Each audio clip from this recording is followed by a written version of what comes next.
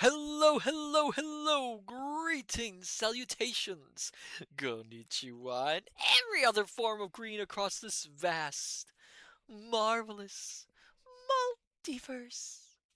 I am Matsu Quinox. This is Horse, and welcome back, my dear, wonderful, marvelous scholars, to the study.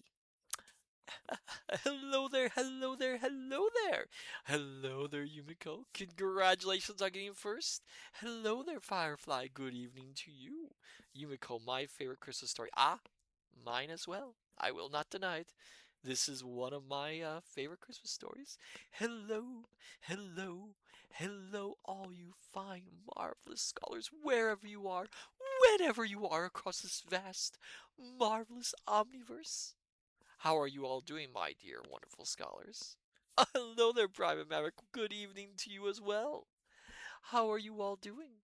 Have you had a good day? Or is it afternoon? Or is it evening? It could be all three.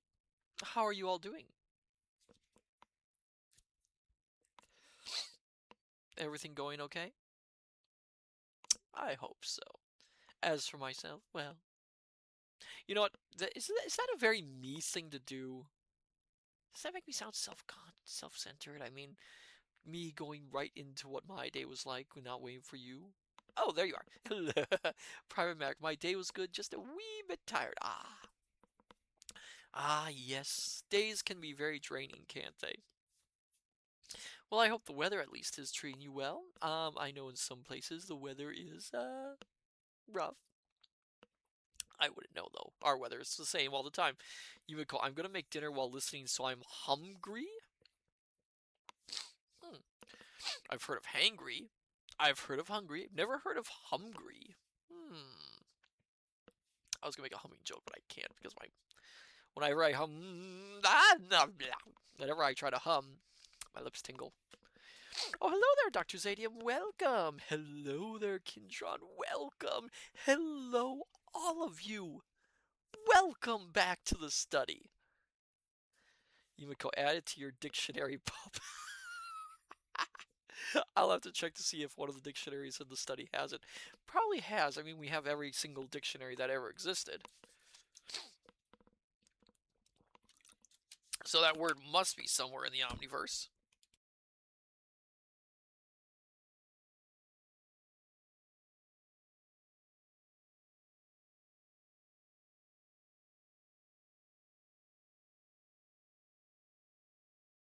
Pardon me, the air is just a tiny bit dry.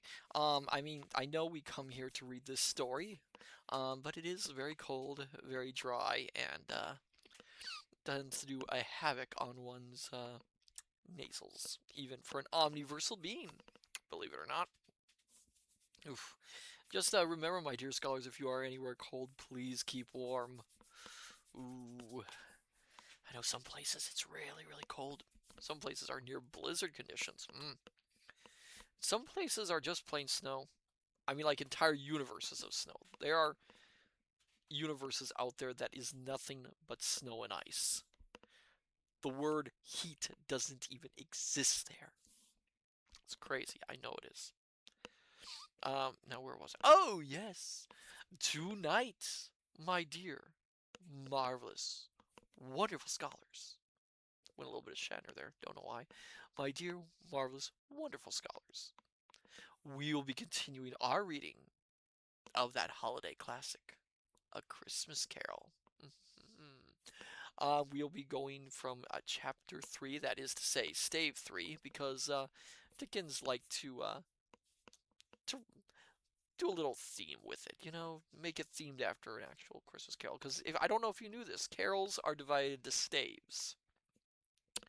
Um, but yes, so we'll be doing stave 3 tonight.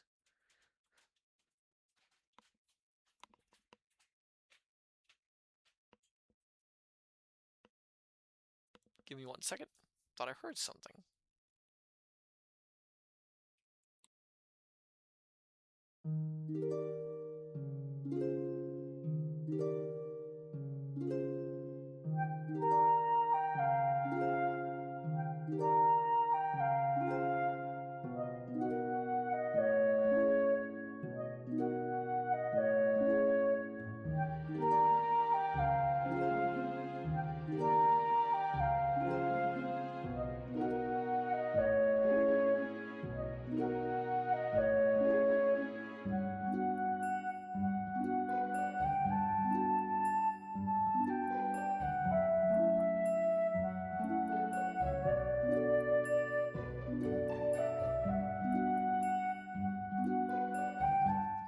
Sorry about that, my dear scholars. Believe it or not, this place actually has kind of a ceiling. It's very high up above the skyline, and yeah, I thought I heard some book squids making noise up there, of all things. I was a little bit concerned. Mm. Anyway, for those of you who have come in late, we have been reading the story of one Ebenezer Scrooge, a miserly man with a particular hatred of Christmas. One day, about 7 years after his old partner Marley dies, he is haunted by said partner's spirit, who tells him that if he does not change his ways, he will find himself punished in the same manner that Marley is, chained to his former sins and forced to travel the world. But there is a means for Scrooge to avoid this fate, and that is he will be visited by three spirits who will try and teach him the error of his ways. We have already met the first spirit, the ghost of Christmas past, an ethereal, unusual creature who showed Scrooge his past from being an abandoned young child at a boarding school to his first to the love of his life, who he turned away out of the growing greed that he held. You would go, I too ain't got time for that.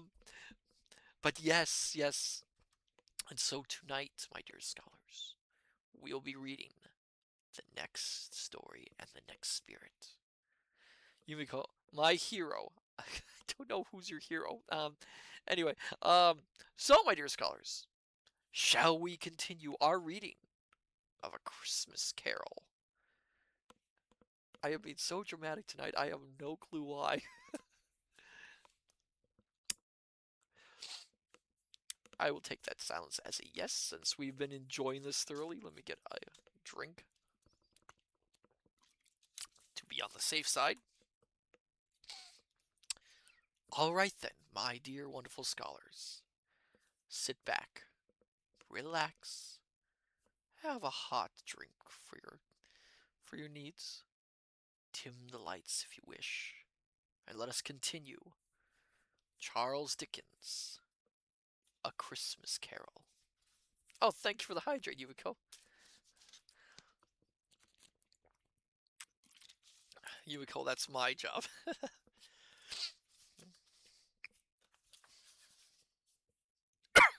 Excuse me. Stave 3. The second of the three spirits.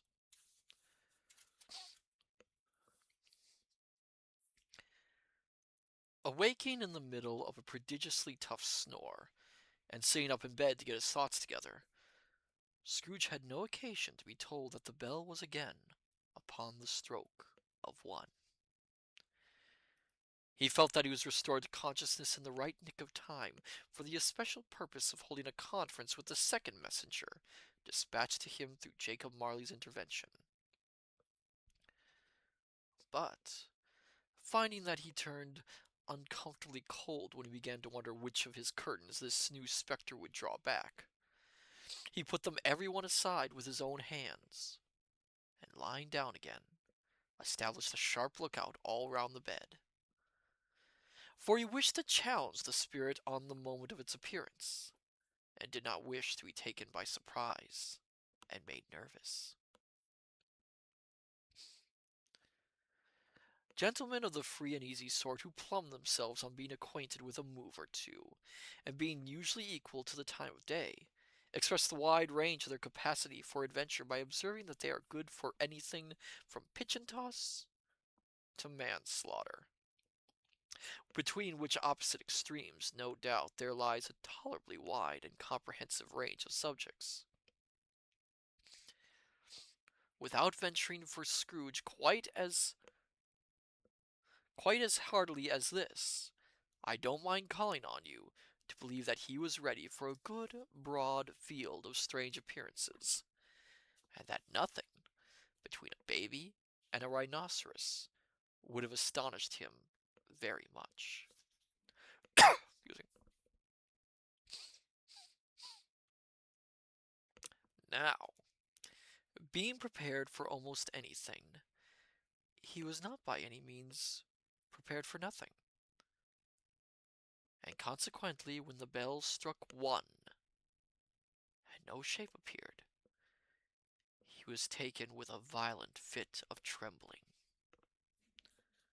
5 minutes, 10 minutes, a quarter of an hour went by,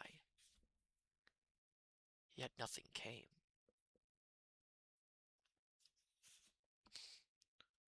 All this time he lay upon his bed, the very core and center of a blaze of ruddy light, which streamed upon it when the clock proclaimed the hour, and which being only light was more alarming than a dozen ghosts, as he was powerless to make out what it meant, or would be at, and was sometimes apprehensive that he might be at that very moment an interesting case of spontaneous combustion, without having the consolation of knowing it. At last, however, he began to think, as you or I would have thought at first, for it is always the person not in the predicament who knows what ought to have been done in it, and would unquestionably have done it too. At last, I say, he began to think that the source and secret of this ghostly light might be in the adjoining room, from whence, on further tracing it, it seemed to shine.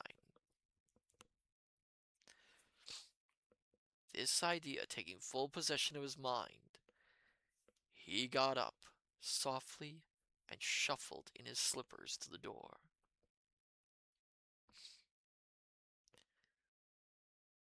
The moment Scrooge's hand was on the lock, a strange voice called him by his name and bade him enter. He obeyed. It was his own room. There was no doubt about that. But it had undergone a surprising transformation. The walls and ceiling were so hung with living green that it looked a perfect grove, from every part of which bright gleaming berries glistened. The crisp leaves of holly, mistletoe, and ivy reflected back the light as if so many little mirrors had been scattered there. And such a mighty blaze went roaring up the chimney as that dull petrification of a hearth had never known in Scrooge's time, or Marley's, or for many and many a winter season gone.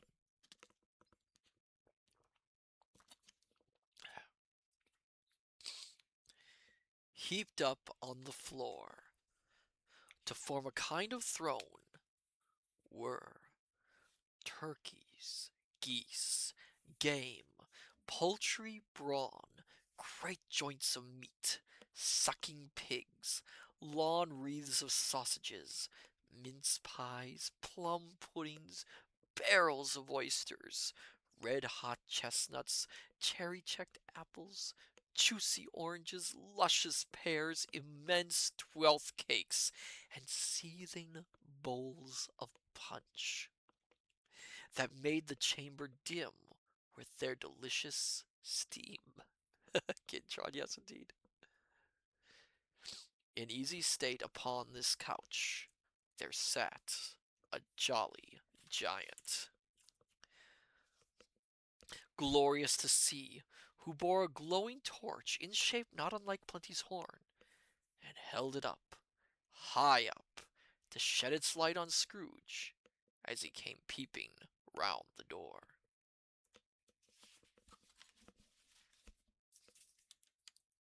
A little bit more water.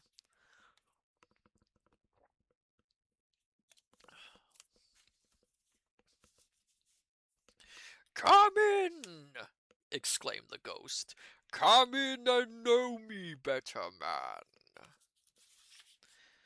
Scrooge entered timidly, and hung his head before the spirit. He was not the dog Scrooge he had been, and though the spirit's eyes were clear and kind, he did not like to meet them. "I am the ghost of Christmas present," said the spirit. "Look upon me." Scrooge reverently did so.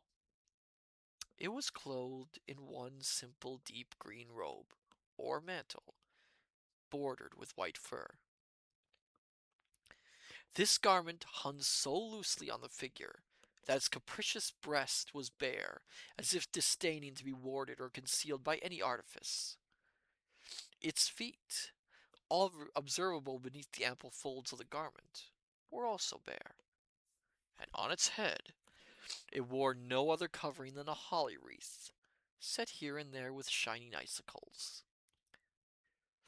Its dark brown curls were long and free, free as its genial face, its sparkling eye, its open hand, its cheery voice, its unconstrained demeanor, and its joyful air. Girded round its middle was an antique scabbard, but no sword was in it, and the ancient sheath was eaten up with rust. You have never seen the like of me before, exclaimed the spirit. Never, Scrooge made answer to it. Have never walked forth with the younger members of my family, meaning, for I am very young, my elder brothers, born in these later years, pursued the phantom. I don't think I have, said Scrooge. I'm afraid I have not. Have you had many brothers, Spirit? Oh, more than 1,800, said the ghost. A tremendous family to provide for, muttered Scrooge.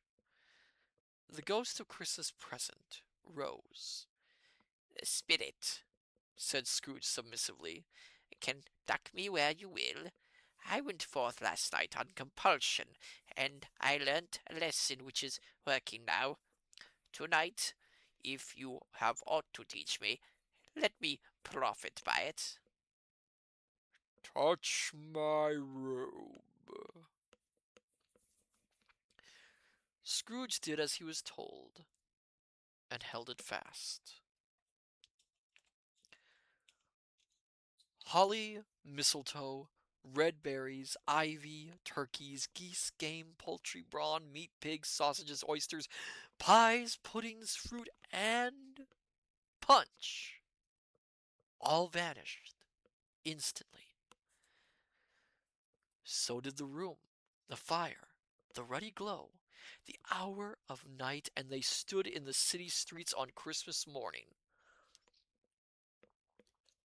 where, for the weather was severe, the people made a rough but brisk and not unpleasant kind of music, in scraping the snow from the pavement in front of their dwellings and from the tops of their houses, whence it was mad delight to the boys to see it coming plumbing down to the road below, and splitting into artificial little snowstorms.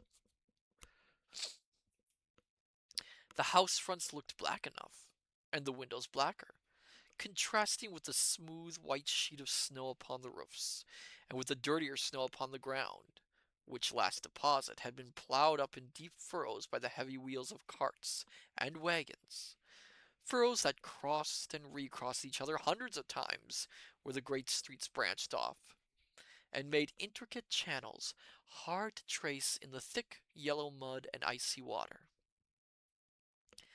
The sky was gloomy, and the shortest street was choked up with a dingy mist, half thawed, half frozen, whose heavier particles descended in a shower of sooty atoms,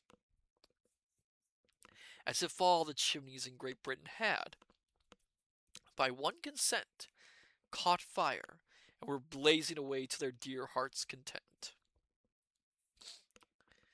There was nothing very cheerful in the climate, or the town, and yet was there an air of cheerfulness abroad, that the clearest summer air and brightest summer sun might have endeavored to diffuse in vain.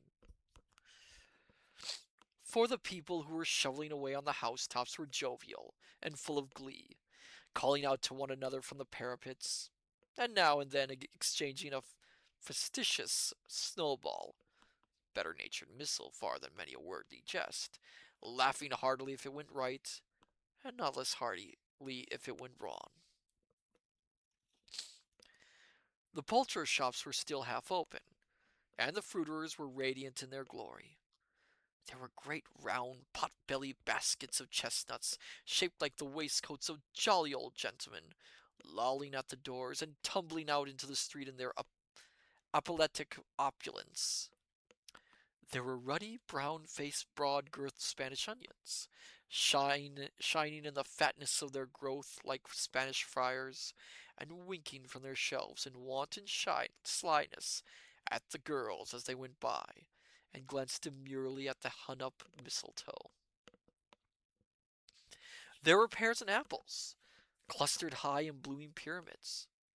There were bunches of grapes, made in the shopkeeper's benevolence to dangle from capricious hooks, that people's mouths might water gratis as they passed. There were piles of filberts, mossy and brown, recalling in their fragrance ancient walks among the woods, and pleasant shufflings ankle deep through withered leaves. Drink of water. There were Norfolk biffins, squab and swarthy, setting off the yellow of the oranges and lemons, and in the great compactness of their juicy persons, urgently entreating and beseeching to be carried home in paper bags and eaten after dinner. The very gold and silverfish set forth among these choice fruits in a bowl, though members of a dull and stagnant blooded race, appeared to know that there was something going on, and to a fish went gasping round and round their little world in slow and passionless excitement. Firefly, I prefer Spanish onions. I've heard Spanish onions are quite good. I think they're sweeter than most onions. I don't remember. Excuse me. The grocers. Oh, the grocers, nearly closed, with perhaps two shutters down or one. But through those gaps, such glimpses. It was not alone that the scales descending on the counter made a merry sound, or that the twine and roller parted company so briskly, or that the canisters were rattled up and down like juggling tricks, or even that the blended scents of tea and coffee were so grateful to the nose, or even that the raisins were so plentiful and rare, the almonds so extremely white, the sticks of cinnamon so long and straight, the other spices so delicious, the candied fruits so caked and spotted with molten sugar as to make the coldest looker-ons feel faint and subsequently bilious. Firefly, I always forget they're on here. Sweet and very round, easy to cut. Good, good.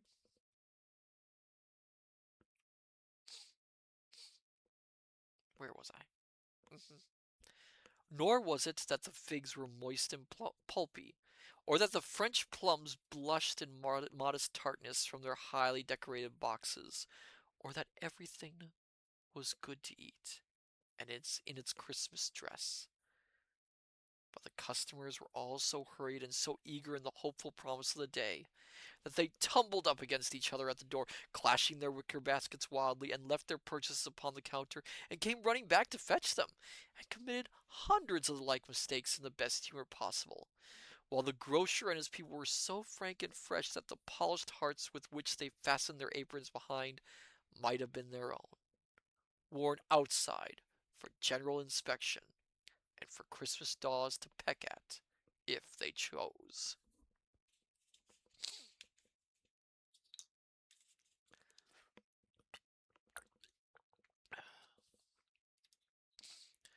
But soon the steeples called good people all to church and chapel, and away they came, flocking through the streets in their best clothes and with their gayest faces.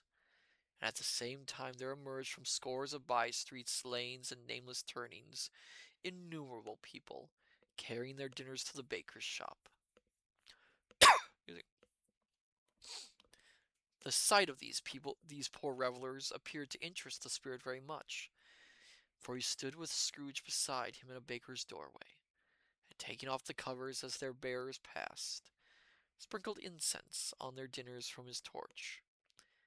and it was a very uncommon kind of torch, for once or twice, when there were angry words between some dinner carriers who had jostled each other, he shed a few drops of water on them from it, and their good humor was restored directly, for they said it was a shame to quarrel upon Christmas Day.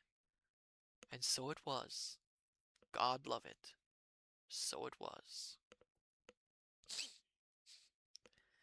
In time the bells ceased, and the bakers were shut up. And yet there was a genial shadowing forth of all these dinners and the progress of their cooking in the thawed blotch of wet above each baker's oven, where the pavement smoked as if its stones were cooking too. "Is there a particular flavour in what you sprinkle from your torch?" asked Scrooge. "There is. My own." "Would it apply to any kind of dinner on this day?" asked Scrooge. "To any kindly given. To a poor one most." "Why to a poor one most?" asked Scrooge. "Because it needs it most."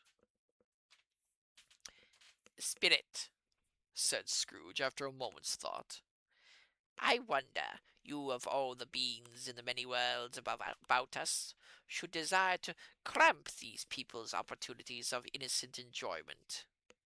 "I?" cried the spirit. "You would deprive them of their means of dining every seventh day, often the only day on which they can be said to dine at all," said Scrooge. "Wouldn't you?" "I?" cried the spirit. You seek to close these places on the seventh day," said Scrooge, "and it comes to the same thing." "I seek!" exclaimed the spirit. "Forgive me if I am wrong. It has been done in your name, at least in that of your family," said Scrooge. "There are some upon this earth of yours," returned the spirit, "who lay claim to know us, and who do their deeds of passion, pride, ill will, hatred, envy, bigotry, and selfishness in our name, who are as strange to us and all our kith and kin as if they had never lived.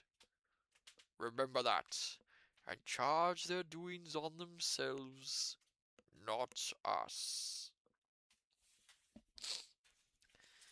Scrooge promised that he would, and they went on, invisible, as they had been before, into the suburbs of the town. It was a remarkable quality of the ghost, which Scrooge had observed at the baker's, that notwithstanding his gigantic size, he could accommodate himself to any place with ease, and that he stood beneath a low roof quite as gracefully and like a supernatural creature as it was possible he could have done in any lofty hall. Another drink of water.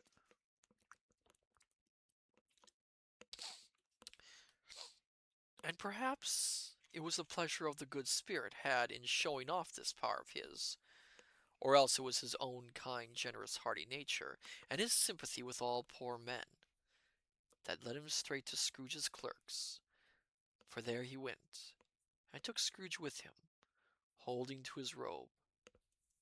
And on the threshold of the door the spirit smiled, and stopped to bless Bob Cratchit's dwelling with the sprinkling of his torch. Think of that. Bob had but 15 bob a week himself. He pocketed on Saturdays but 15 copies of his Christian name. And yes, the ghost of Christmas present blessed his 4-room house.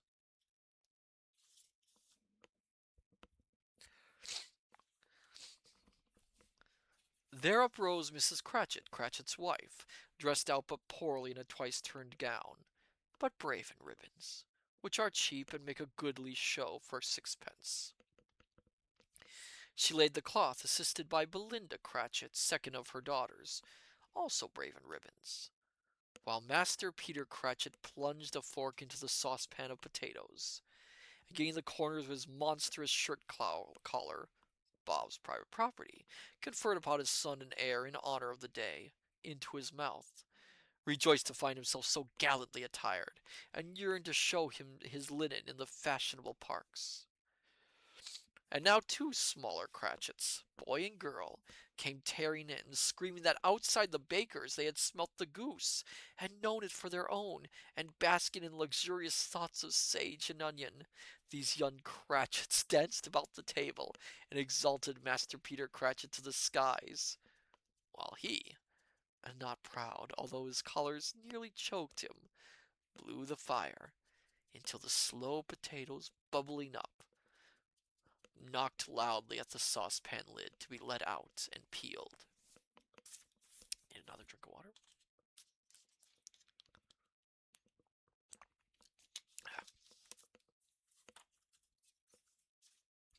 What has ever got your precious father, then? Said Mrs. Cratchit. And your brother Tiny Tim, and Martha what as late last Christmas Day by half an hour. Here's Martha, mother, said a girl appearing as she spoke. Here's Martha, mother, cried the two young Cratchits. Hurrah! There's such a goose, Martha! Well, bless your heart alive, my dear, how late you are, said Mrs. Cratchit, kissing her a dozen times, and taking off her shawl and bonnet for her, with officious zeal. We'd a deal of work to finish up last night, replied the girl, and had to clear away this morning, mother. Well, never mind you so long as you are come, said Mrs. Cratchit. Sit ye down before the fire, my dear, and have a warm Lord bless ye. No, no, there's father coming, cried the two young Cratchits, who were everywhere at once. Hide, Martha, hide! So Martha hid herself, and in came little Bob, the father, with at least 3 feet of comforter exclusive of the fringe, hanging down before him, and his threadbare clothes darned up and brushed to look seasonable, and Tiny Tim upon his shoulder. Alas for Tiny Tim! He bore a little crutch, and had his limbs supported by an iron frame. Why, where's Aunt Martha? Cried Bob Cratchit, looking round. Not coming, said Mrs. Cratchit. Not coming, said Bob with a sudden declension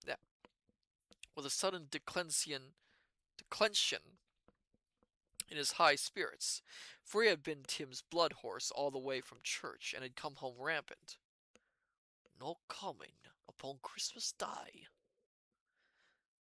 Martha didn't like to see him disappointed, if it was only in joke, so she came out prematurely from behind the closet door and ran to his arms, while the two young Cratchits hustled Tiny Tim and bore him off into the wash-house, that he might hear the pudding singing in the copper. And how did little Tim behave? Asked Mrs. Cratchit, when she had rallied Bob on his credulity, and Bob had hugged his daughter to his heart's content. As good as gold, said Bob. I'm better. Somehow, he gets thoughtful sitting by himself so much. I think's the strangest things you ever heard. He told me, coming home, that he hoped the people saw him in the church, because he was a cripple, and it might be pleasant to them to remember upon Christmas Day, who made lame beggars walk, and blind men see. Bob's voice was tumultuous when he told them this, and trembled more when he said that Tiny Tim was growing strong and hearty.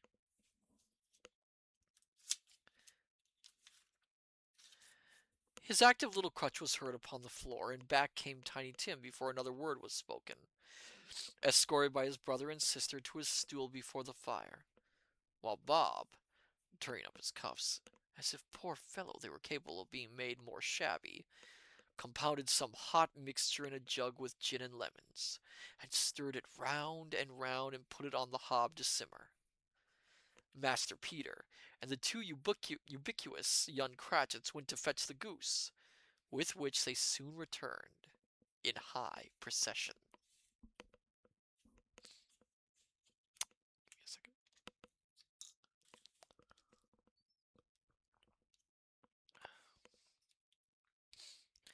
Such a bustle ensued that you might have thought a goose the rarest of all birds, a feathered phenomena, to which a black swan was a matter of course, and in truth it was something very like it in that house. Oh, thank you for the hydrate, Yumiko.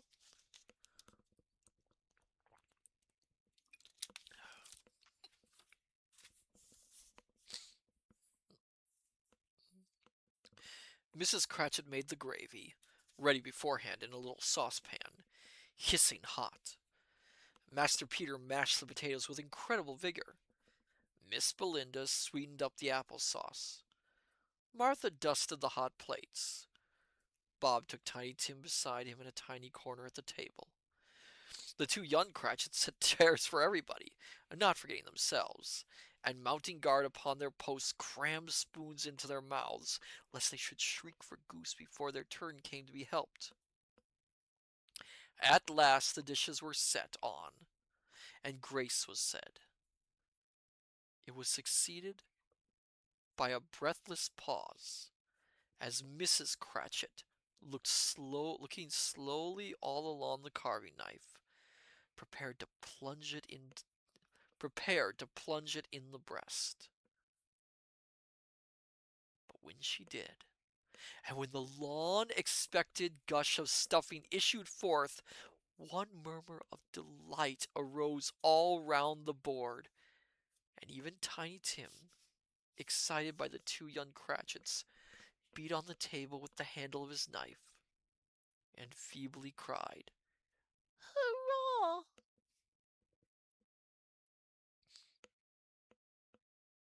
There never was such a goose. Bob said he didn't believe there ever was such a goose cooked. Its tenderness and flavor, size and cheapness were the themes of universal admiration. Eked out by the apple sauce and mashed potatoes, it was sufficient dinner for the whole family.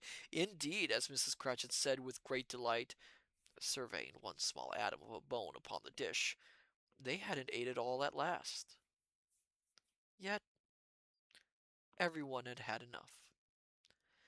And the youngest Cratchits in particular were steeped in sage and onion to the eyebrows. But now, the plates being changed by Miss Belinda, Mrs. Cratchit left the room alone, too nervous to bear witnesses, to take the pudding up and bring it in. Suppose it should not be done enough. Suppose it should break in turning out. Suppose somebody should have got over the wall of the backyard and stolen it while they were merry with the goose. A supposition at which the two young Cratchits became livid. All sorts of horrors were supposed. Hello? A great deal of steam. The pudding was out of the copper. A smell like a washing day. That was the cloth. A smell like an eating house and a pastry cook's next door to each other, with a laundress's next door to that. That was the pudding. In half a minute, Mrs. Cratchit entered, flushed but smiling proudly, with the pudding like a speckled cannonball, so hard and firm, blazing in half a quartine of ignited brandy, and bedight with Christmas holly stuck into the top. Oh, a wonderful pudding. Bob Cratchit said, and calmly too, that he regarded as the greatest success achieved by Mrs. Cratchit since their marriage. Mrs. Cratchit said that now that the weight was off her mind, she would confess she had had her doubts about the quantity of flour. Everybody had something to say about it, but nobody said or thought that it was at all a small pudding for a large family. It would have been flat heresy to do so. Any Cratchit would have blushed to hint at such a thing.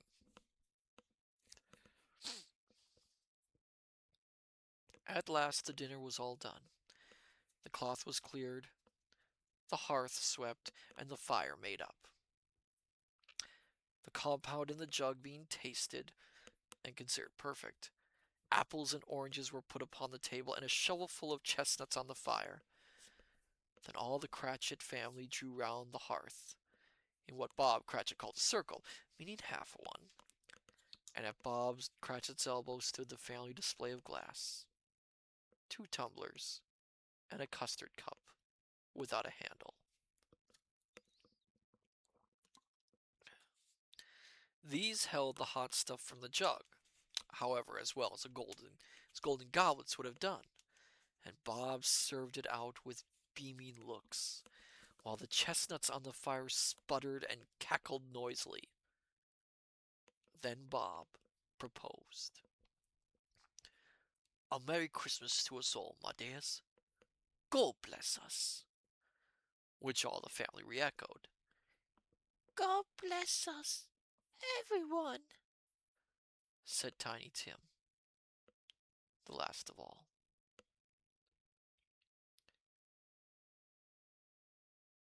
He sat very close to his father's side, upon his little stool. Bob held his withered little hand in his, as if he loved the child, and wished to keep him by his side, and dreaded that he might be taken from him. "Spirit," said Scrooge with an interest he had never felt before, "tell me if Tiny Tim will live." "I see a vacant seat," replied the ghost, "in the poor chimney corner, and a crutch without an owner, carefully preserved. If these shadows remain unaltered by the future, the child will die." "No, no," said Scrooge. "Oh, no, kind spirit. Say he will be spared." "If these shadows remain unaltered by the future, none other of my race," returned the ghost, "will find him here. What then? If he be like to die, he had better do it, and decrease the surplus population."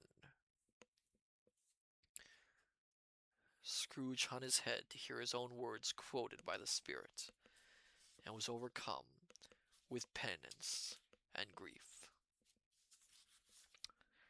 "Man," said the ghost, "if man you be in heart, not adamant, forbear that wicked cant, until you have discovered what the surplus is, and where it is. Will you decide what men shall live, what men shall die? It may be that in the sight of heaven you are more worthless and less fit to live than millions like this poor man's child. Oh God, to hear the insect on the leaf pronouncing on the too much life among his hungry brothers in the dust." A drink. Scrooge bent before the ghost's rebuke, and trembling cast his eyes upon the ground. But he raised them speedily on hearing his own name.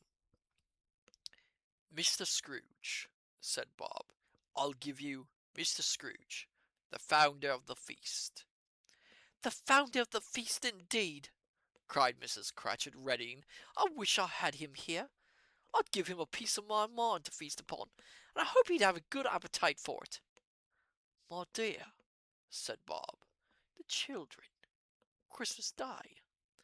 "It should be Christmas Day, I am sure," said she, "on which one drinks the health of such an odious, stingy, hard, unfeeling man as Mr. Scrooge. You know he is, Robert."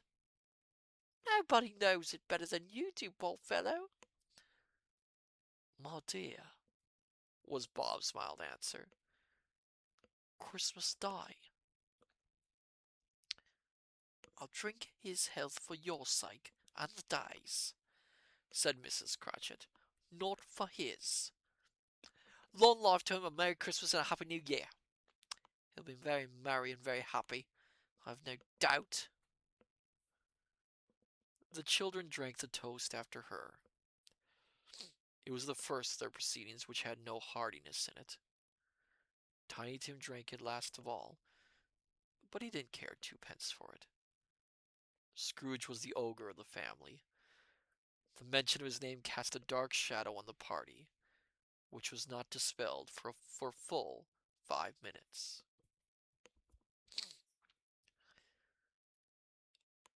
After it had passed away, they were 10 times merrier than before, from the mere relief of Scrooge the Baleful being done with.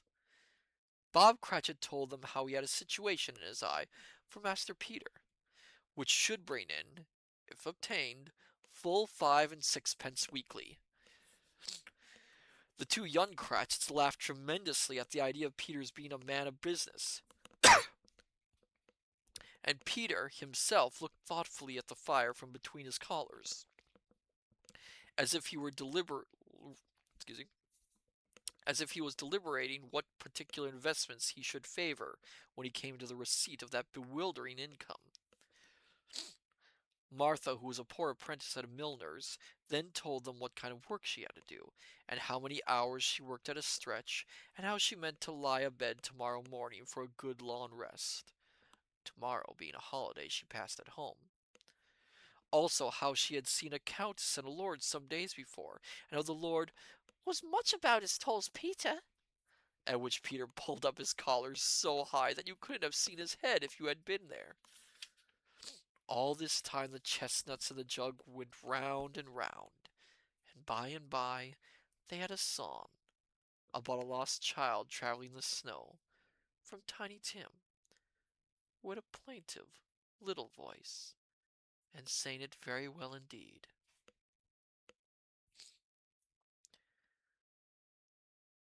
There was nothing of high mark in this. They were not a handsome family. They were not well dressed. Their shoes were far from being waterproof. Their clothes were scanty, and Peter might have known, and very likely did, the inside of a pawnbroker's. But they were happy, grateful, pleased with one another, and contented with the time. And when they faded and looked happier yet in the bright sparklings of the spirit's torch at parting, Scrooge had his eye upon them, and especially on Tiny Tim until the last.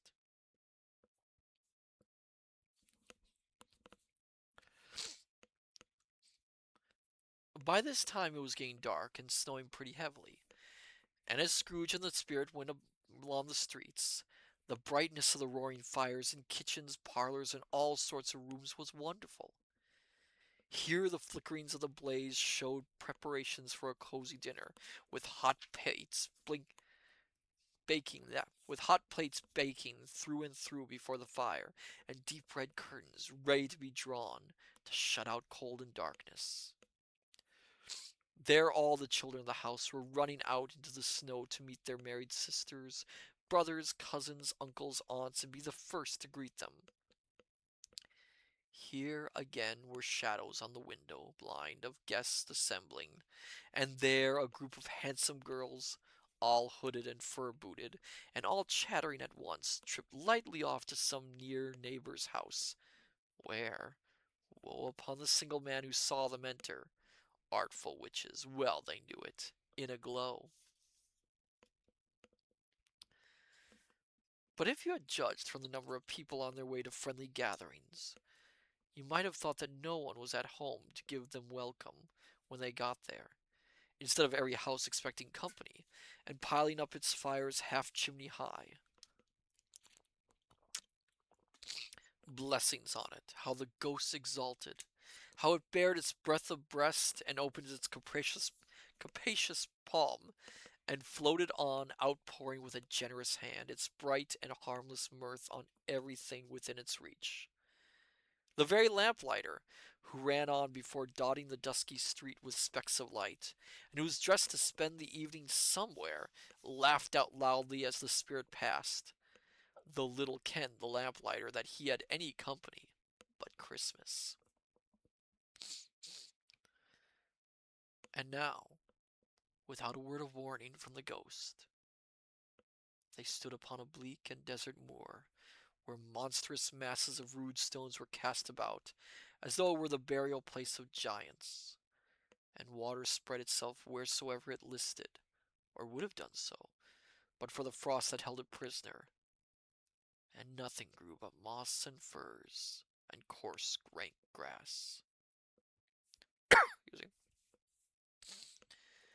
Down in the west, the setting sun had left a streak of fiery red, which glared upon the desolation for an instant like a sullen eye, and frowning lower, lower, lower yet, was lost in the thick gloom of darkest night.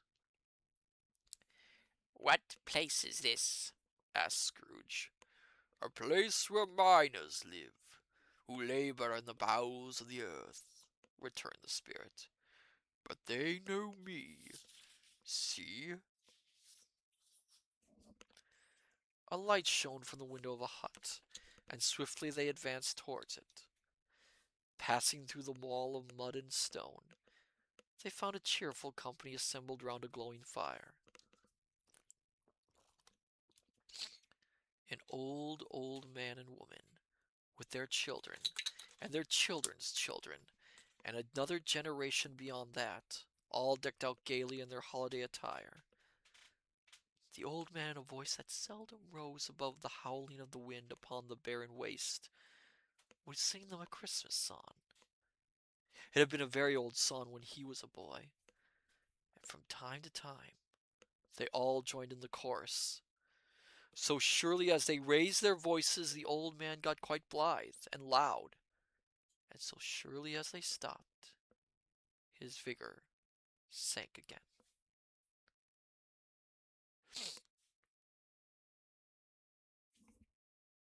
The spirit did not tarry here, but bade Scrooge hold his robe, and passing out above the moor, sped whither? Not to sea. To sea!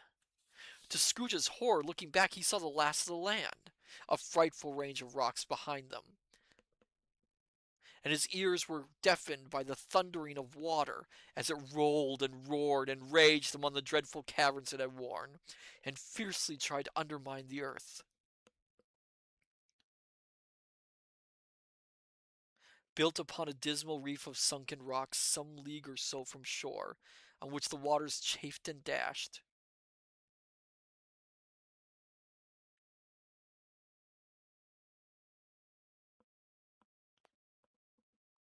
the wild year through, there stood a solitary lighthouse. Great heaps of seaweed clung to its base, and storm birds, born of the wind one might suppose as seaweed of the water, rose and fell about it like the waves they skimmed. But even here, two men who watched the light had made a fire that through the loopholes in the thick stone wall shed out a ray of brightness on the awful sea. Joining their horny hands over the rough table at which they sat, they wished each other Merry Christmas in their can of grog. And one of them, the elder too, with his face all damaged and scarred with hard weather, as the figurehead of an old ship might be, struck up a sturdy song that was like a gale in itself. Give me a second, I need to get more water.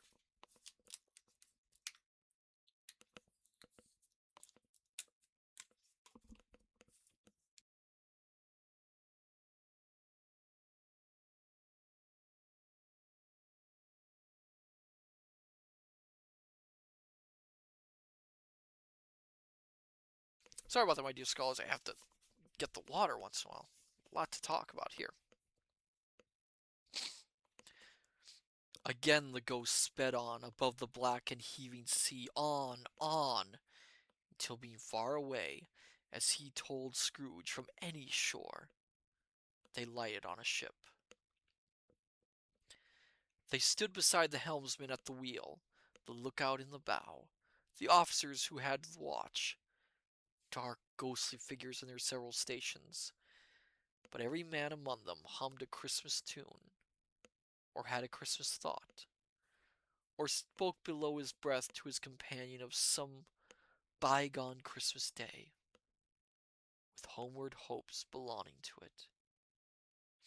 And every man on board, waking or sleeping, good or bad, had had a kinder word for another on that day than on any day in the year, and had shared to some extent in its festivities, and had remembered those he cared for at a distance, and had known that they delighted to remember him.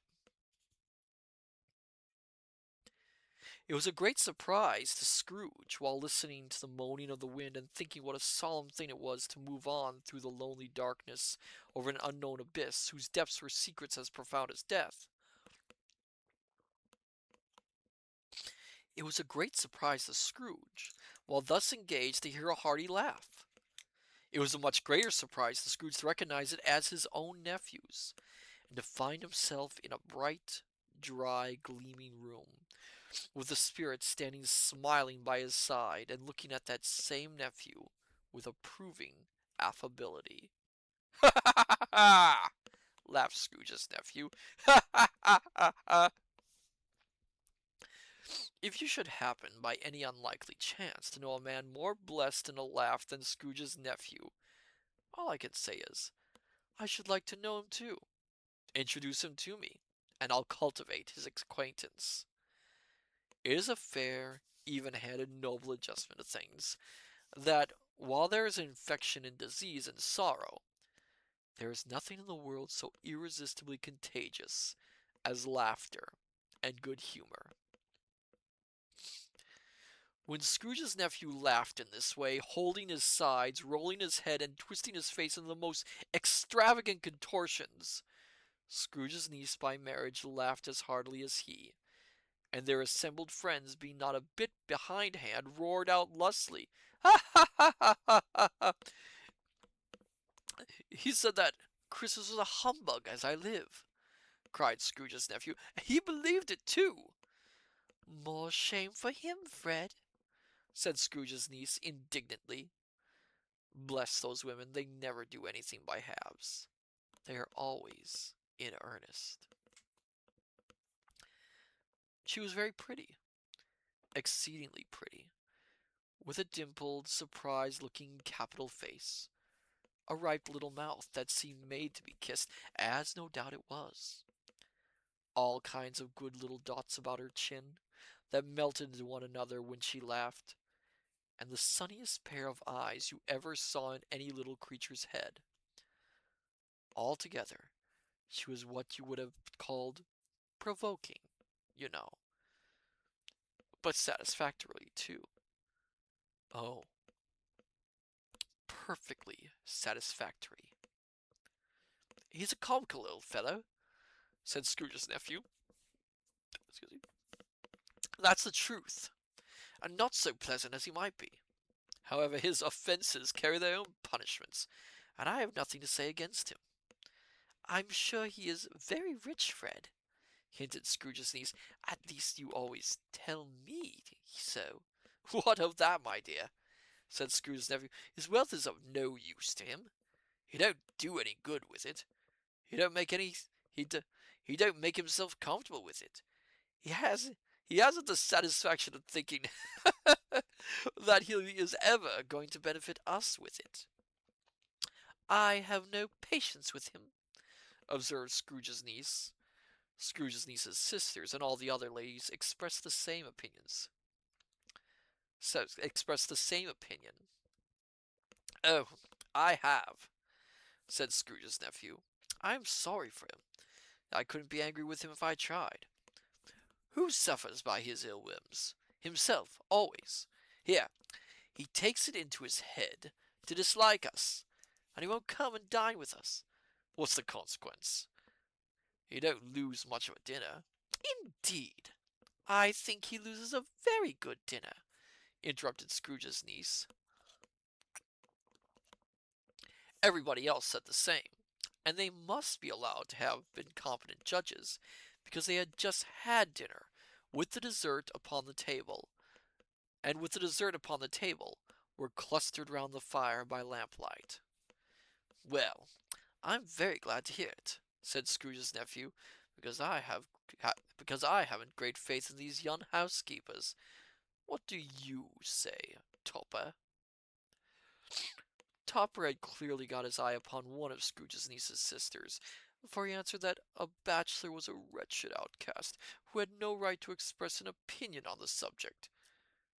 Whereat Scrooge's niece's sister, the plump one with the lace tucker, not the one with the roses, blushed. Do go on, Fred, said Scrooge's niece, clapping her hands. He never finishes what he begins to say. He is such a ridiculous fellow. Scrooge's nephew reviled in another laugh, and as it was impossible to keep the infection off, though the plump sister tried hard to do it with aromatic vinegar, his example was unanimously followed. I was going to say, that, said Scrooge's nephew, that the consequence of his taking a dislike to us and not making merry with us is, as I think, that he loses some pleasant moments, which could do him no harm.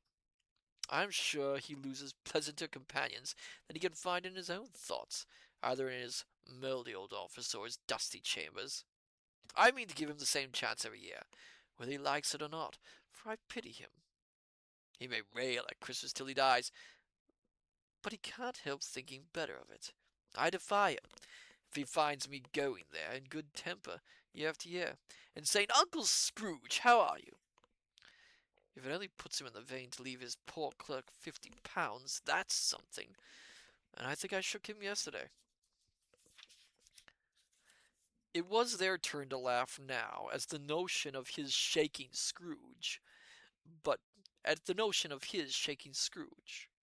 But, being thoroughly good-natured and not much caring what they laughed at, so that they laughed at any rate, he encouraged them in their merriment, and passed the bottle joyously.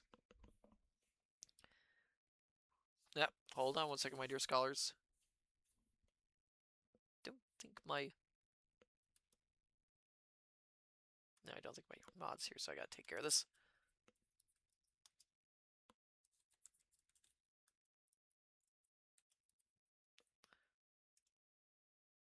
Oh.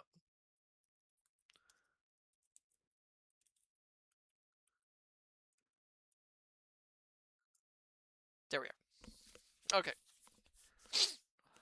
Okay, where am I? After tea, they had some music, for they were a musical family and knew what they were about when they sung a glee or catch. I can assure you, especially Topper, who could growl away in the bass like a good one, and never swell the large veins in his forehead, or get red in the face over it. Scrooge's niece played well upon the harp, and played among other tunes a simple little air, a mere nothing, you might learn to whistle it in 2 minutes, which had been familiar to the child who fetched Scrooge from the boarding school, as he had been reminded by the ghost of Christmas past. When this strain of music sounded, all the things that ghost had shown him came upon his mind. He softened more and more, and thought that if he could have listened to it often, years ago, he might have cultivated the kindness of life for his own happiness with his own hands, without resorting to the sexton's spade that buried Jacob Marley. But they didn't devote the whole evening to music.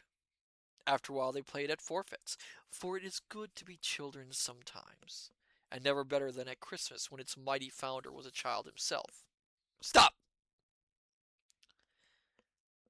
There was first a game at Blind Man's Buff. Of course there was.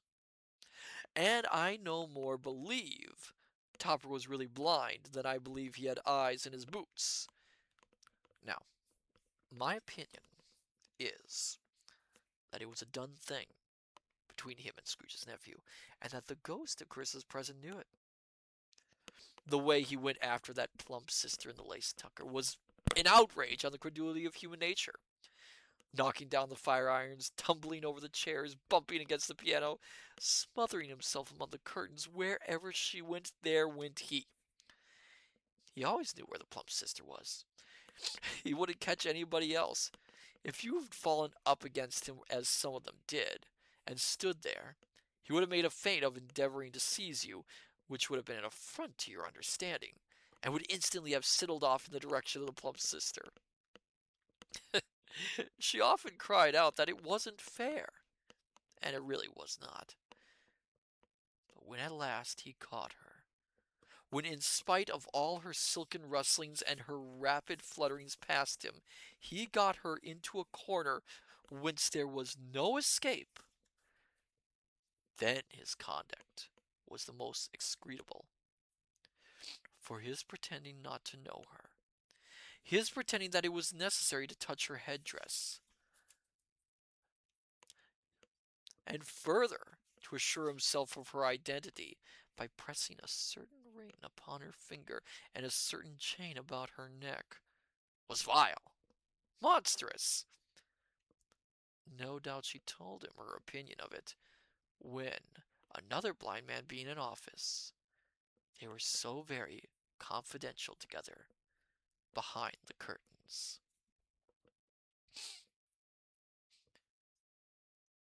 Scrooge's niece was not one of the blind man Buff's party, but was made comfortable with a large chair and a footstool in a snug corner, where the ghost and Scrooge were close behind her. But she joined in the forfeits, and loved her love to admiration with all the letters of the alphabet. Likewise at the game of how, when, and where, she was very great, and to the secret joy of Scrooge's nephew, beat her sisters hollow, though they were sharp girls too, as Topper could have told you. There might have been 20 people there, young and old, but they all played, and so did Scrooge, for wholly forgetting in the interest he had in what was going on, that his voice made no sound in their ears. He sometimes came out with his guess quite loud, and very often guessed quite right, too, for the sharpest needle Bess Whitechapel warranted not to cut in the eye was not sharper than Scrooge, blunt as he took it in his head to be.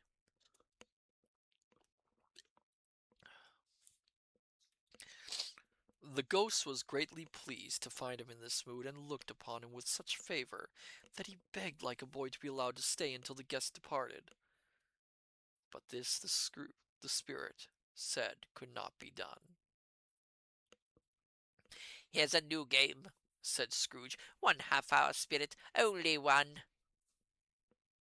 It was a game called Yes and No, where Scrooge's nephew had to think of something, and the rest must find out what, he only answering to their questions yes or no, as the case was. The brisk fire of questioning to which he was exposed elicited from him that he was thinking of an animal, a live animal, rather a disagreeable animal, a savage animal, an animal that growled and grunted sometimes and talked sometimes, and lived in London, and walked about the streets, and wasn't made a show of, and wasn't led by anybody, and didn't live in a menagerie, and was never killed in a market. It was not a horse or an ass or a cow or a bull or a tiger or a dog or a pig or a cat or a bear. At every fresh question that was put to him, this nephew burst into a fresh roar of laughter, and was so inexpressibly tickled that he was obliged to get up off the sofa and stamp. At last, the plump sister, falling into a similar state, cried out, "I have found it out! I know it is, Fred! I know it is!" "What is it?" cried Fred. "It's your Uncle Scrooge!" Which it certainly was.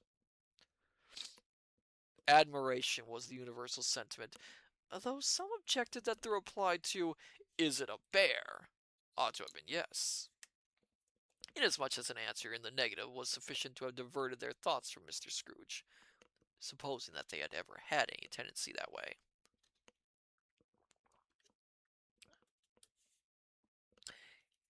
"He has given us plenty of merriment, I am sure," said Fred, "and would be ungrateful not to drink his health. Here is a glass of mulled wine ready to our hand at the moment, and I say, Uncle Scrooge!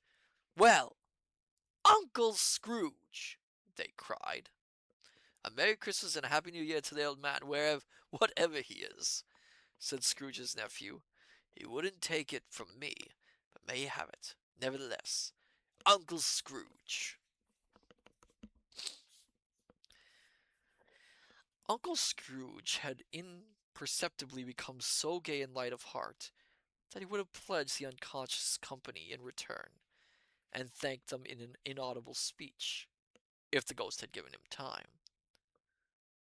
But the whole scene passed off in the breath of the last words spoken by his nephew, and he and the spirit were again upon their travels.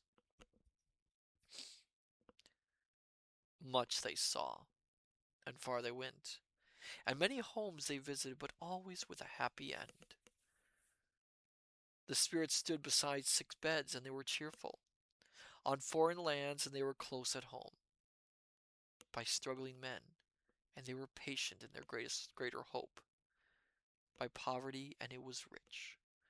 Where vain in almshouse, hospital, and jail, in misery's every refuge, where vain men in his brief authority had not made fast the door, and barred the spirit out, he left his blessing, and taught Scrooge his precipice.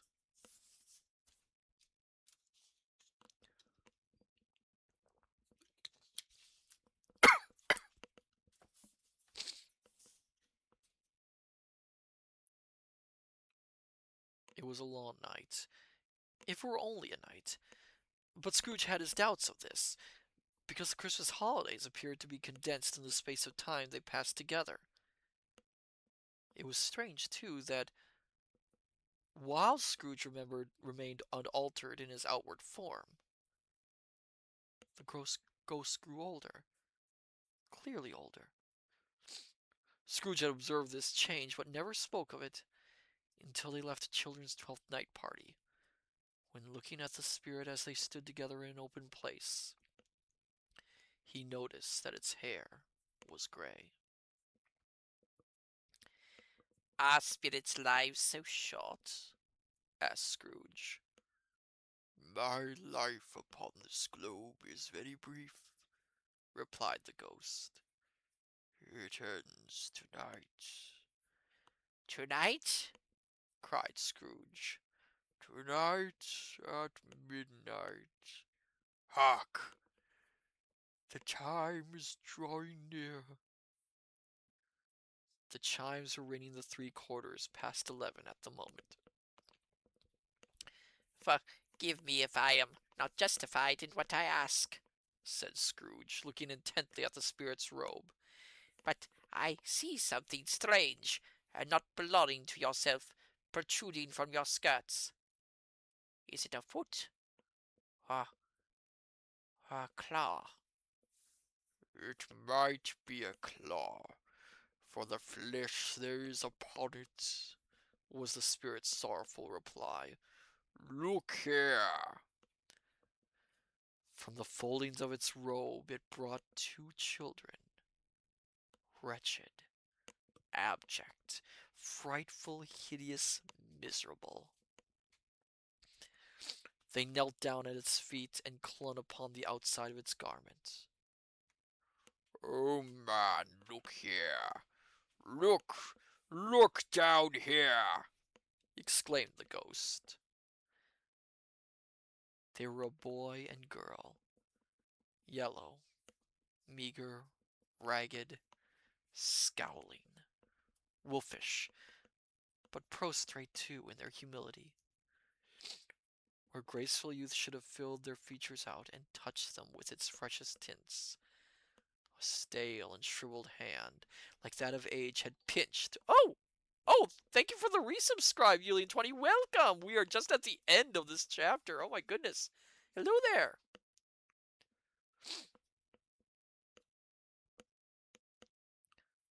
Where am I? Where graceful youth should have filled their features out and touched them with its freshest tints, a stale and shriveled hand, like that of age, had pinched and twisted them and pulled them into shreds. Where angels might have sat enthroned, devils lurked and glared out menacing. No change, no degradation, no perversion of humanity in any grade through all the mysteries of wonderful creation as monsters so horrible and dread. Scrooge started back appalled. Having them shown to him in this way, he tried to say they were fine children, but the words choked themselves, rather than be parties to a lie of such enormous magnitude.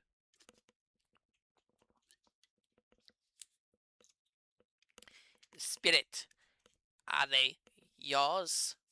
Scrooge could say no more. They are man's, said the spirit, looking down upon them, and they cling to me appealing from their fathers. This boy is ignorance, and this girl is want. Beware them both in all of their degree, but most of all, beware this boy, for on his brow I see that written which is doom, unless the writing be erased. Tonight, cried the spirit, stretching out its hand towards the city, slander those who tell it ye, admit it to your facetious purposes, and make it worse, and bide the end. Have they no refuge or resource? Cried Scrooge. Are there no prisons? Said the spirit, turning on him for the last time with his own words. Are there no workhouses?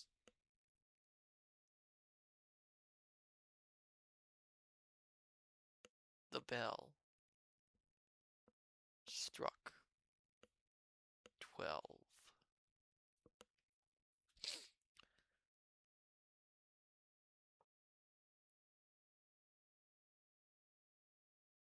Scrooge looked about him for the ghost, and saw it not.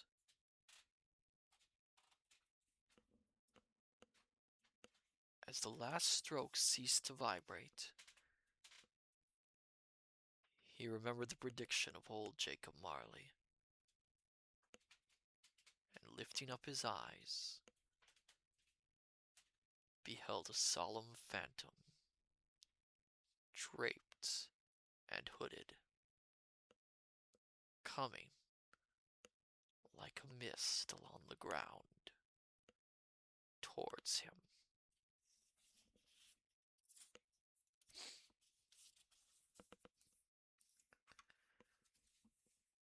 And that is the end of Stave 3, my dear scholars. Whew! It's a very long one, too, but that's because Dickens, of course, has a lot to say, because he's talking about Chris's present. Um, you might have noticed in this chapter especially that Dickens very much goes into a lot of social discussion, which is very important to him. Some of the things, of course, he talks about was one of the things he rallied against, which was at the time, bakeries would close on the seventh day. Of course, as mentioned earlier, by I think the Ghost Christmas Present mentioned that the poor who don't have ovens or stoves of their own, they would just have a hearth, open fireway, would bring their dinners to the bakers to have them cooked. That, of course, would mean that on the seventh day, that the poor would have no way to cook their dinners. On that seventh day, they would have to do without bigger dinners or what they could find. Dickens was not a fan of this. He very much saw it as an injustice, and he rallied quite a deal against it being done. I can't remember if I think he succeeded in having that changed.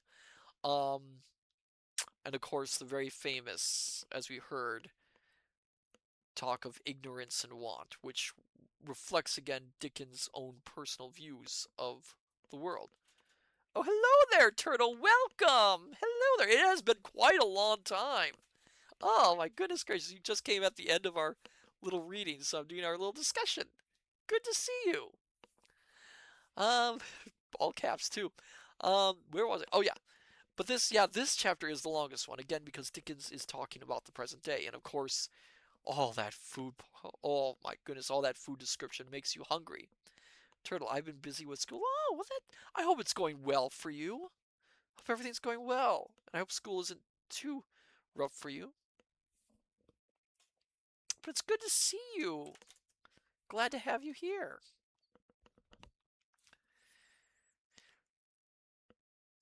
Yeah.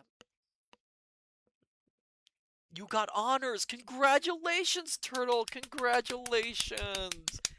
Oh my goodness gracious. Good to hear. And hello there, Pride Doctor. Welcome. Hello, friend. How goes the reading of the anti-capitalist book? It's going excellent. Of course, it's going excellent. Thank you. I'm very proud to hear that you got honors. Wonderful, wonderful, wonderful. You should be proud of yourself. Um, yeah. Where was I? Oh yeah. Um, so yeah, this being the longest one, very often in adaptations, it's also the longest part of the films. Um, Turtle. Anyway, I'll let you get back to the discussion. I am very proud of myself. Good. Good to hear it. You should be. Um, but movie versions. The 1935 version, it's the only one where they actually keep the ghost as a physical presence. Um, they don't. I can't remember exactly what they show. I think they show Fred's house, and they also show Cratchit's house, and that's about it. Like I always like the Christmas Future part the best part. It is a good part. It is a very well written part. 1938 version, uh, again keeps all of it in there. Although they add, of course, the little drama of Cratchit being fired in that version. So they have the scene with I'm trying to think this. Oh my goodness gracious! I'm trying to remember all this. They have the scenes with the Cratchits, with Fred. They add more to the Fred scenes because MGM, who did the 1938 version, wanted to really emphasize the romance angle as a way to bring people into the theater. So they have Fred actually not married in that one. He has a fiance, but he's not married. Um, 1951 version keeps it pretty much all the same. You'll notice another thing that I didn't mention about the 1935 and 1938 version. They cut out most of the travel around the world. Um, that's kept in the 1951 version. It's also kept in the 1999 version. The other thing they tend to cut out a lot in these versions is ignorance and want. Although they do it in 1951, started adapting that part again and putting it back in. 1951, 1984, and 1999 all did it. So did the Jim Carrey one in a very dramatic way, which I was always kind of uncomfortable with. Um, and the reason a lot of people, a lot of re- yeah, the reason a lot of adaptations cut that bit out is really because it is such a jarring thing. Because you go with from the joy of Christmas, the joy and happiness, to essentially what is a very doom and gloom kind of warning to the audience, and it can be very jarring and very frightening. Um, they also sometimes cut out the ghost actually aging. Oh, I forgot the 1970 Albert Finney version, didn't I? With that one, I'm trying to. They keep in almost all the scenes. Again, cutting out ignorance and want. Very, very bluntly. And they also have Scrooge not staying in that location, but ending up back in his room for the meaning of the Ghost of Christmas Yet to Come. What was I again? Matsu is forgetting things tonight, apparently. The other thing with the story, here's another interesting thing with the chapter. I'm not sure you scholars can tell me if you scholars recognize this. One of the clever things Dickens does with this chapter is essentially we get to see Christmas via at least 2 out of the 3 strata of Victorian English society. Plague, I think the jarring nature adds to it, though, as it needs that shock value to both show the message and push the plot forward. Sometimes something being jarring is good. Oh, I agree. But for adapters, I think they sometimes worried that it would be too jarring for the audience. Something I disagree with. It's very important to keep that message Dickens wanted to say. Especially in the 1938 version, they would have cut it out because they really wanted to make the 1938 version a more joyful, a more gentle adaptation. So it was something a family could come, especially during the Great Depression at the time. So it softens the message in that one. But as I was saying, this chapter lets us see basically the 3 strata of Victorian society in a way. We don't get to see rich so much because that's Scrooge. Scrooge represents the wealthy and the rich. Cratchit, of course, is representing the poor. So we're seeing Christmas done by him, which is, as we can tell, he does his best, and it is with what he can do. A gin punch, a small goose, a small bedighted Christmas pudding. It is also important to note that at the time for Christmas, goose was a Christmas dish, but it also was not the most expensive Christmas dish you could get.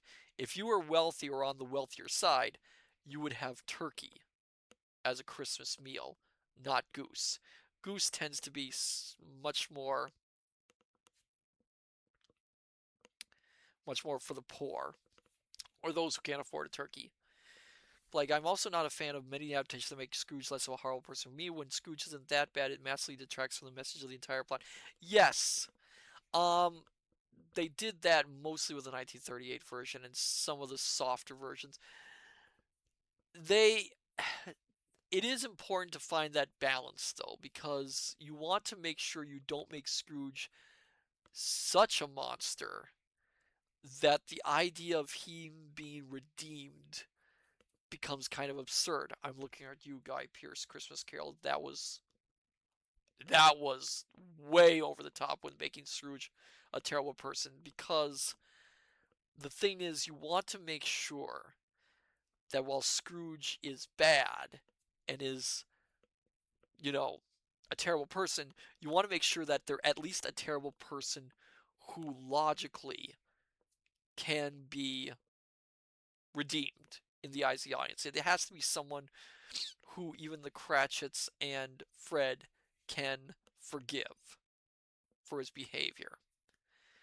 If you make him too horrible, then it becomes, like, he can't be a complete unredeemable monster, but he should remain blunt, dismissive, and focused on money, but still thoughts and feelings. True, Plague. That's exactly what you need to do. Fred is not poor, which is an interesting thing. Fred is, and a lot of the adaptations kind of move into it. The last chapter makes it more clear. Fred is not poor, but he's not rich. Fred is middle class. And one of the ways we can tell that he's middle class is that Fred can afford to have one housekeeper. And middle class people usually could afford at least one housekeeper or one maid, which was a sign of you being essentially on the upper but not wealthy. So Fred's Christmas that we see is a Christmas more common for, a middle class person. He's in a good financial state more or less. He's with friends and family. They're enjoying themselves. Um, a whole bunch of people gathered together for Christmas. And again, it is interesting that what Dickens does is he allows us to see this spectrum of people across the board for the present day. He's using this not only to talk to us about the social issues of the time, social issues that were in his mind important, but also letting us see everything through that veil of Christmas. See Victorian society, see all the little things about here, and again, it's important to him to do that. Plague, I think making Fred doing okay or better off is a good choice as it shows money isn't just the root of evil. Money is used and allocated that creates evil. Exactly. And Fred makes it clear in his little speech to his friends to his partygoers, that one of the things about Scrooge is, and it can be easily missed, is that Scrooge isn't using his money for anything. That's why he's a miser. He's not using his money to take care of himself. He's not using his money to live better. He's not using his money to help anyone else. He just has the money. He's not, and I've seen some people argue that one of the things with Scrooge is that he's a good businessman. He's a good user of money. That he's very self-conscious about how he uses money. He really isn't, and that's something that Dickens is pointing out. He's not a good user of money. He's just taking the money and holding on to it. He has enough to let himself live in a meagerly meager way, but he's not using it. He's sitting on it. Firefly, and the customs of the different classes, like Fred's party, as games rather than the Cratchit. Yes, yes, they can't really. Cratchit, unfortunately, can't really play games in a four-room house. Um, but of course, Fred can do that sort of thing. He can have all these Fred can afford to have company over. Cratchit can't. Plague, Plague. Even during the beginning, you can Inuit. He has a very dim office and barely any workers because he refused to pay more workers to pay for space, as that would detract from the money in his account. Yes, exactly. He does not use any of the money for anything, and that's what Fred says. Fred says outright that he's not using the money to be any better. He just has the money. And it's nice that Fred actually thinks about the poorer classes too. That he worries about Cratchit and wants to help him too. That's nice. Yeah, Cratchit can't afford to have guests. He can have his family and that's it. Fred can afford to have a great deal of people, 20 people at least, which is a good deal back then. But yes, so the Ghost Christmas Present tends to be the most memorable of all the ghosts, and the one that a lot of people remember.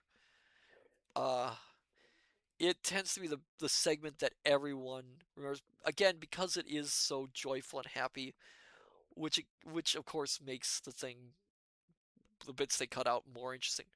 I forgot to mention this about 1984's version. Like with the Ghost Christmas Past in 1984 that I mentioned, they really give the Ghost of Christmas Present an edge in 1984. He is very, very sarcastic with Scrooge. And they add some scenes in there that are much more darker, including a visit to the streets to see the poor struggling, which which again it actually works with the Dickens style, but it's not in the book. Play like even though with basic business sense, if he invested more in workers in his establishment, he could make more money. But he doesn't think that way. He only thinks he has to pay. Yes, exactly. He just mentions that and he outright mentions that he will not raise anyone's pay. Scrooge is a terrible businessman, and that's something I think Dickens wanted to point out. He is not. He is not a. He is a miser, a greedy miser who is not a good, does not have good business sense. Oh, yes, that's the Ghost Christmas past. Present, not past, present. Oh, I should probably end this. I can tell myself I'm getting all mixed up. So, next week, my dear scholars. Next week, of course, is, for some people, I won't say for all, for some people, a certain celebration of holidays. Um, like, man, it's weird analyzing this year and years after I read it in school. Now I understand politics. Quite, quite. Next week. So we're not going to be having a game stream next week. Firefly. Fezziwig is the example there. Yes, Fezziwig is a good example, I think, of what Dickens felt was a good businessman compared to Scrooge. So next Monday, we'll be reading the next chapter of A Christmas Carol. Then, on Christmas Eve, on YouTube, I will be posting a recorded reading of a ghost story for Christmas Eve. After all, in some places there's a tradition to tell ghost stories, like Dickens knew. So there will be a recording of a ghost story by one H.R. Wakefield. So look forward to that on Christmas Eve on YouTube. You can find my YouTube channel at Matsu under the name Matsu Quinox. And then Christmas Day, I hope we'll attempt Christmas Day night, evening, at some point. I'll give details later. We'll be reading the final, very short chapter of A Christmas Carol. So I will give the date, the time later for the final chapter for A Christmas Carol. Into I love Christmas ghost stories. Oh, I love them too. So then, let's see who we can raid tonight. Before my voice is completely gone.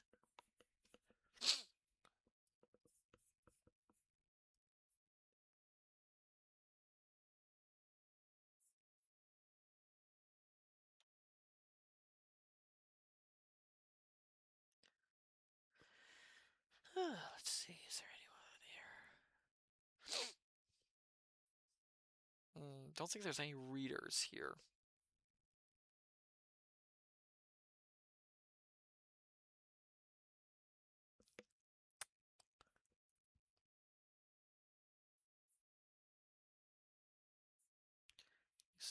In English. So, I think. Does anyone mind if we grade a gaming streamer? What do you think?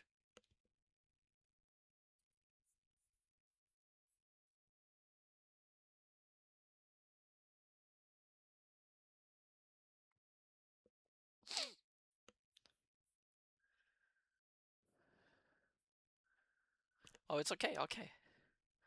I see. Cider Martin's playing Indiana Jones and the Fate of Atlantis, which is actually one of my favorite games. So let's go raid Cider Martin then. So then, my dear scholars, I say unto you, good evening, good morning, good afternoon. Till we meet each other again at the study. Take care, and I shall see you next time. Till then, farewell and bye-bye.